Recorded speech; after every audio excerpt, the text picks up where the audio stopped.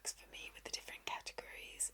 I've done 2 lists using that now. I did the 2016 and then have just finished the 2018. And I think more than the lists I've done before that, this list seems to give me far better quality of books, I guess because they're being picked by readers themselves, not one person writing an article or Google. I mean, there are still some question marks, but for the most part, and also just the fact that the different categories encourage me to read a variety of genres, which is the whole point of doing this in the first place. So with that being said, I'm sure it will come as no surprise that my next book list will be, silent drumroll, the 2019 Goodreads Choice Awards.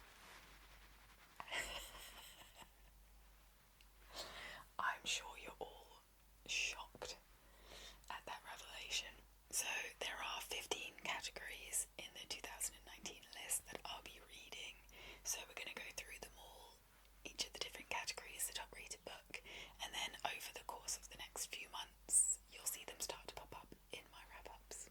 So the first category is fiction, and the top book was actually Margaret Atwood's The Testaments, but I read that pretty much the second it was published because I am a massive Margaret Atwood fan. So I'll actually be reading the second rated book, which was Normal People by Sally Rooney. I have to say I'm actually really excited about it because I know it was super popular a few years ago. I completely missed the boat on it, so I'm glad that I'm now going to be forced to read it. I don't know anything about it, so we'll see what happens. The second category is mystery and thriller, and the top rated book was The Silent Patient by Alex Michalidia. Apologies. I've actually never heard of this book before, but when I looked it up, it has over 273,000 ratings on Amazon with 4.3 stars. So, I mean, as well as it being the top rated book on Goodreads for this category, I mean, surely it can't be a bad book. But time will tell. That's book 2. Book 3 is a historical fiction category, and the book is Daisy Jones and the Six by Taylor Jenkins Reid. This is another book that very much did the rounds back in, I keep going to say back in the day, but obviously back in 2019. I can't say that I missed the boat accidentally on this one. I think I just felt like it wasn't really my vibe, but we'll see now that I'm going to be forced to read it. I have to say I do like is it The Seven Husbands of Evelyn Hugo? I'm pretty sure that's by the same author, and I did really enjoy that one. So if it's like the same kind of writing, obviously not the same genre, but if it's the same type of writing, then I guess I'll enjoy it. So that is book number 3. Category 4 is the fantasy genre, and it is called The Ninth House by Lee Bardugo.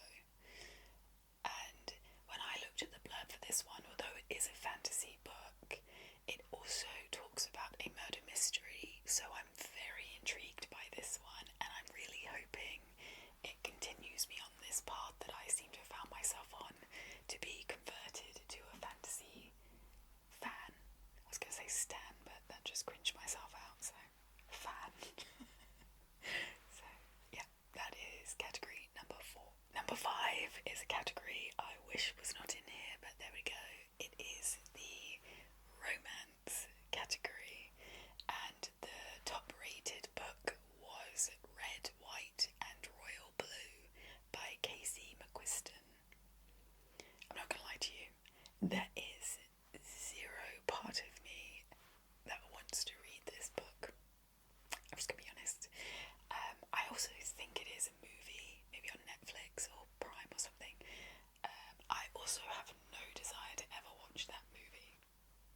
I'm just not a romance girly.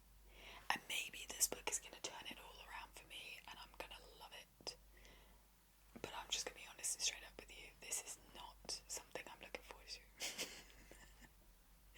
But stay tuned to see if it thaws my frozen heart. The next category is science fiction, and it is Recursion by Blake Crouch. And to be completely honest, I'm just really grateful it's not another book in the Red Rising series, because I know there is another one. So I'll take it. And I'm looking forward to reading something new and seeing what this one's all about. So I wish I could say the same for this next book, because we are in the horror category, and the top-rated book is my good friend, Mr. Stephen King, and it is The Institute. I don't understand how this man can churn out so many books year after year that every time I do one of these lists, he's on it. Every time. Since I've been doing this list since 2014, 14, 15, 16, 17, 18, and now 2019. Every year. God help me. But you know what? I will give you your 5th, 6th, 7th, how many did I say? 7. I'll give you your 7th chance, Mr. King. You have been warned. And I pray that this book is good.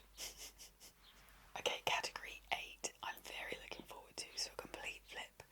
And that is the humour category, and the book is Dear Girls by Ali Wong. I love Ali Wong.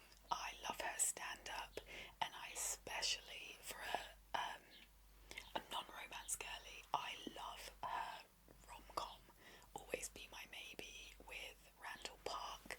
I have such a crush on that man. Maybe that's why I like it so much.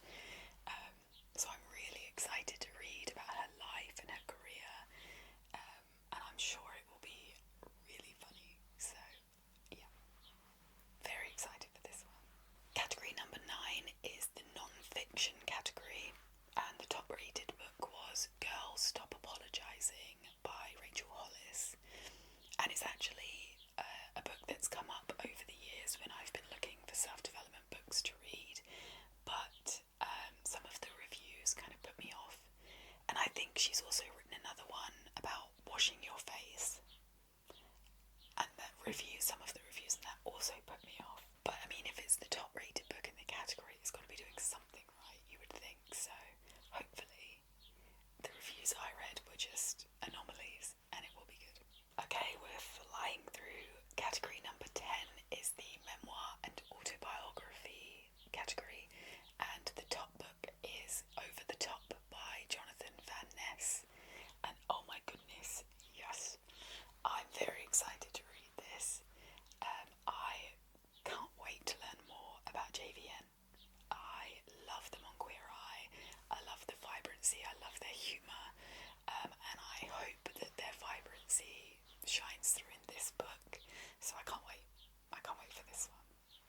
And I love a good memoir, as I've said a million times on this channel. So win-win, surely. Coming straight off autobiography into biography. It's the history and biography category, and the top book was actually The Five, but I already read that, and you can check out, I think it was a couple of months ago, so you can check out that. I'll put a link somewhere.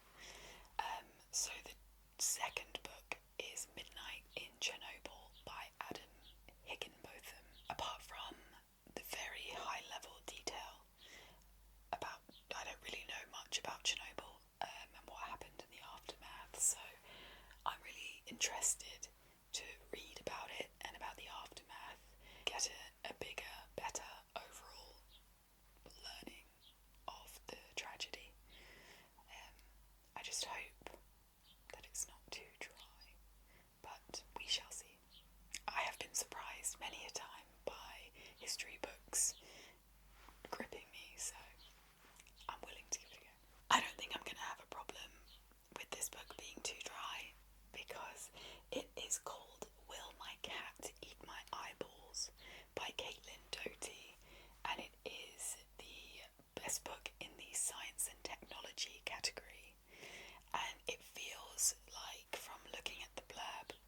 in a very similar vein to the What If books by, I think his name's Randall Munroe.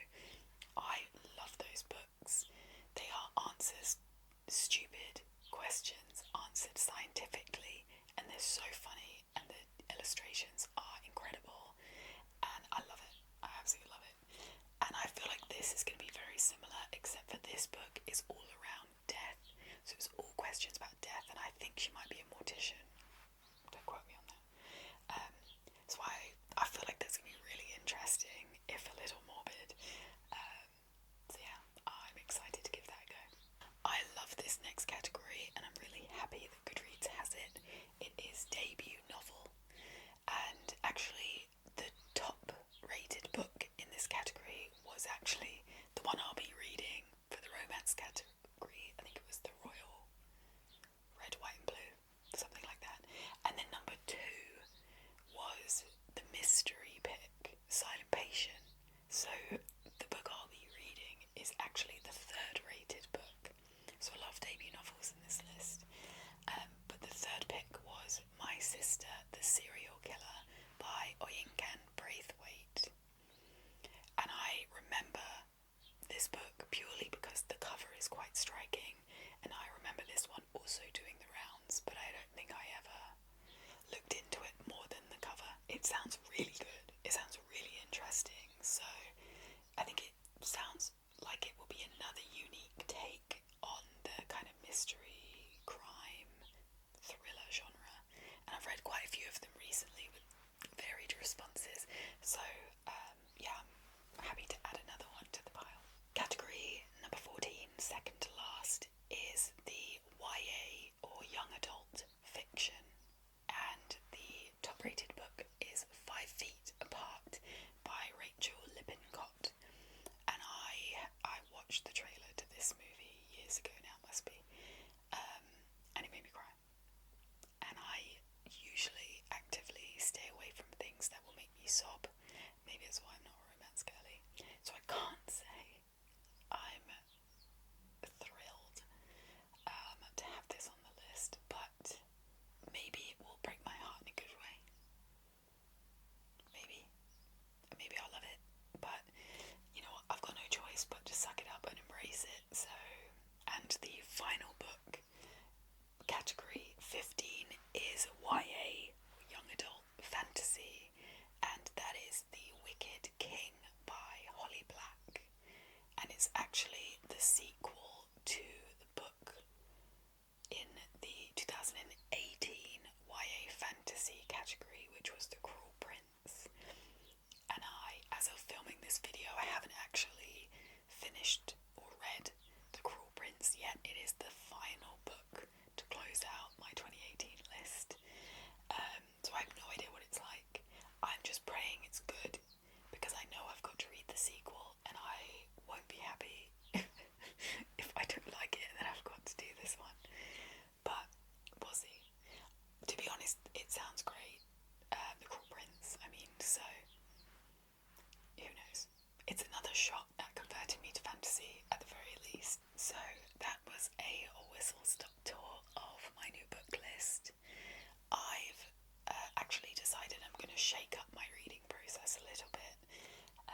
If you've watched this channel for a while, you'll know that I read in a cycle of personal choice, self-development, and then book list. But I'm actually going to do that process for a month, and then the following month I won't have a process at all.